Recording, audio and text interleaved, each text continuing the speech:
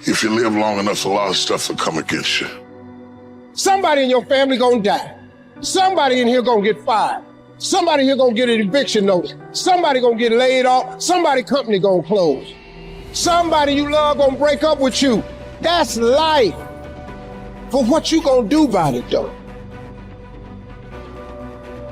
Life has a way of humbling you. Life will make you shut up. Life will mute you. Shut you down.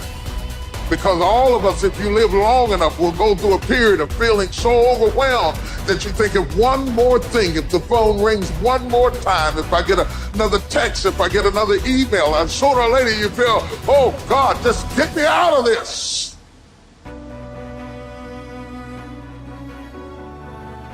If somebody came and knocked you down, boom, and ain't nothing you can do about it. But if I come back a week later and you're still on the ground, we got a problem. And some of you say, Eric, it ain't my fault. You're right.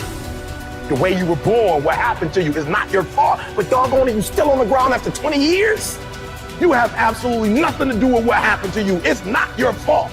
You got knocked on the ground. You had absolutely nothing to do with that. And I'm not blaming you for that. But if I come back a week later and you're still on the ground, that's your fault. If I come back a year later, you still on the ground, that's your fault. If you get knocked down, there's nothing you can do about it. But getting back up has every single thing to do with you. And you will promise me that from this day forward, you will not be defeated. You don't belong at the bottom, and it's time for you to get your butt from down there. It's time for you to stop being comfortable at the bottom. Get your butt up and get to where you're supposed to be. The difference is not the genetic code, the potential. It's a guy that's willing to get knocked down, finally test an unfortunate, stand back up, the perseverance to see it through, the never say die attitude. And I go in there, man, and if I don't win, I showed up, I gave my valid effort. And tomorrow I'll do the same thing. And I'll continue to throw shit against the wall. Every day I'll throw more up there, try it again, and I'll never get comfortable. It's necessary that you take charge, that you begin to stand up inside of yourself, that you dry your tears and you're not given the luxury of feeling sorry for yourself, that you got to get in a fighting mode. You can't surrender. You can't be a chump. You've got to fight back. You've got to stand up and start. So wait a minute, what is it I need to do? You've got to make yourself move even if it hurts. Many people have been written off and said, this one won't survive. And they did. It's possible. You've got to believe in your heart of hearts that it's possible that you can beat this.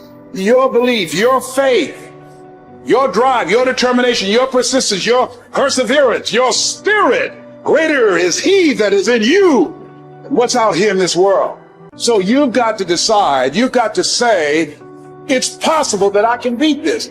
And it's necessary that I do this. In spite of the pain and the conditions, you've got to mobilize your mind and your spirit. There's nothing as powerful as a made-up mind.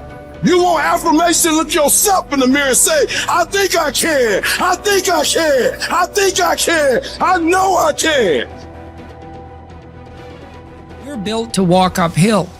And when you reach the pinnacle of the hill, you want to stop and appreciate the vision, but the next thing you want is a higher hill in the distance, because it's the uphill climb that it's from the uphill climb that we derive our value. And I mean this technically.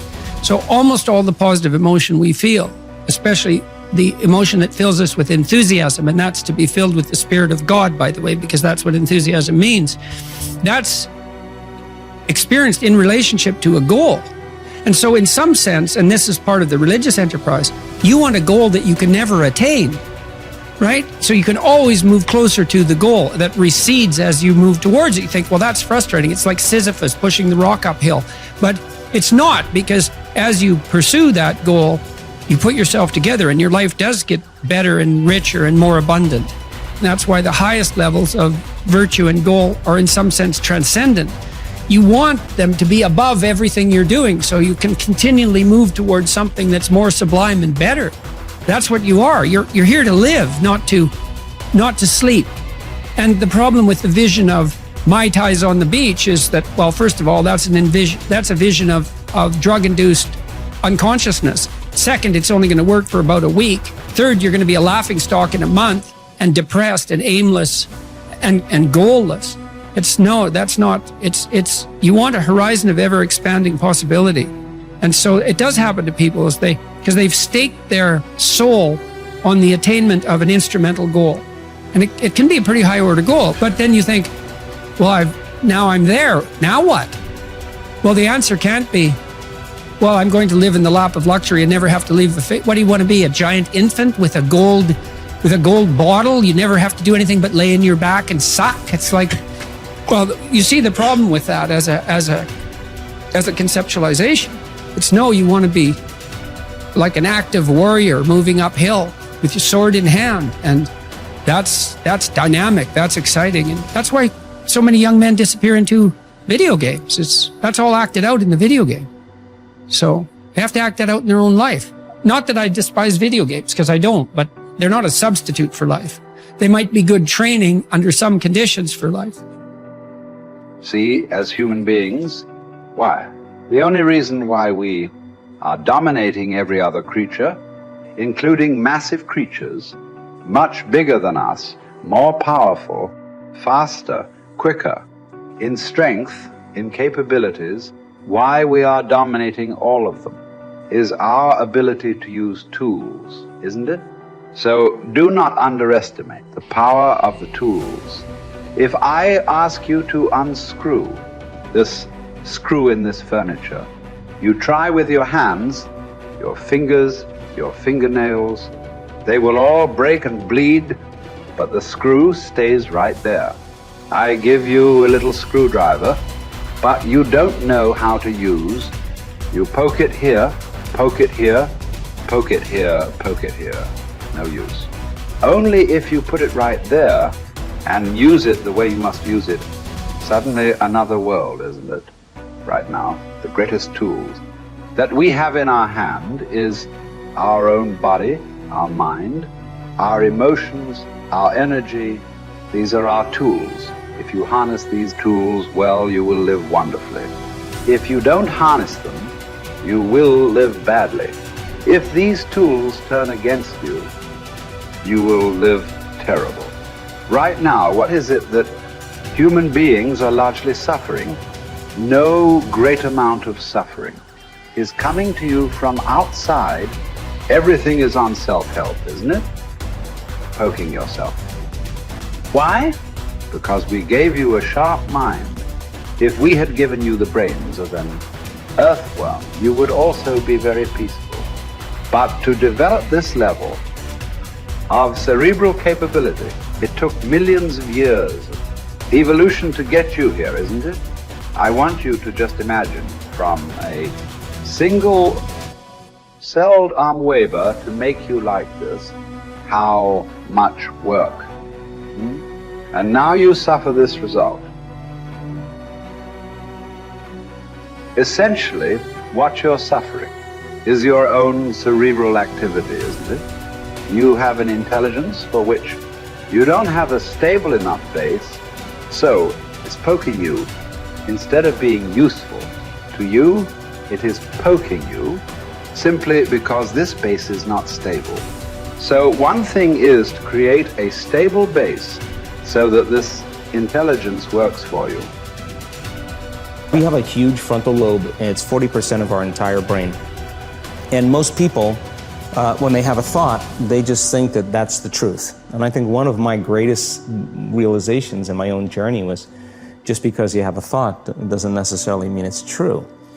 So if you think 60 to 70,000 thoughts in one day, and we do, and 90% of those thoughts are the same thoughts as the day before, and you believe that your thoughts have something to do with your destiny, your life's not going to change very much, because the same thought leads to the same choice leads to the same behavior creates the same experience, and the same experience produces the same emotion.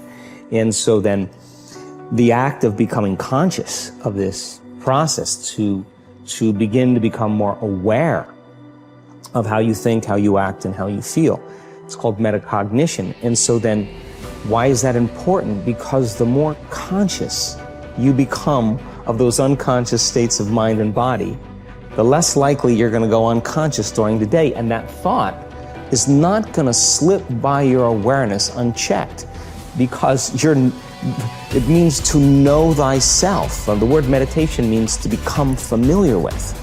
So as you become familiar with the thoughts, the behaviors, and the emotions of the old self, you're retiring that old self. As you fire and wire new thoughts and condition the body into a new emotional state, if you do that enough times, it'll begin to become familiar to you. So it's so important, just like a garden. If you're planting a garden, you got to get rid of the weeds. You got to take the plants from the past year and you got to pull them out. The rocks that sift to the top that are like our emotional blocks, they have to be removed. The soil has to be tenderized and broken down. You have to make room to plant a new garden. And so primarily, we learn the most about ourselves and others when we're uncomfortable. Because the moment you move into that uncomfortable state, normally a program jumps in. When that program jumps in, it's because the person doesn't want to be in the present moment and engage it consciously. So when you teach people how to do that with the meditative process, it turns out that when they're in their life, they're less likely to emotionally react. They're less likely to be so rigid and believe the thoughts they were thinking. They're more aware of when they go unconscious back into a habit, and that is what starts the process of change. And so we have to unlearn before we relearn. We have to break the habit of the old self before we reinvent a new self. We have to prune synaptic connections and sprout new connections. We have to unfire and unwire and refire and rewire. We have to unmemorize emotions that are stored in the body, then recondition the body to a new mind and to a new emotion, like deprogram and reprogram. That's the act, and it's a two-step process.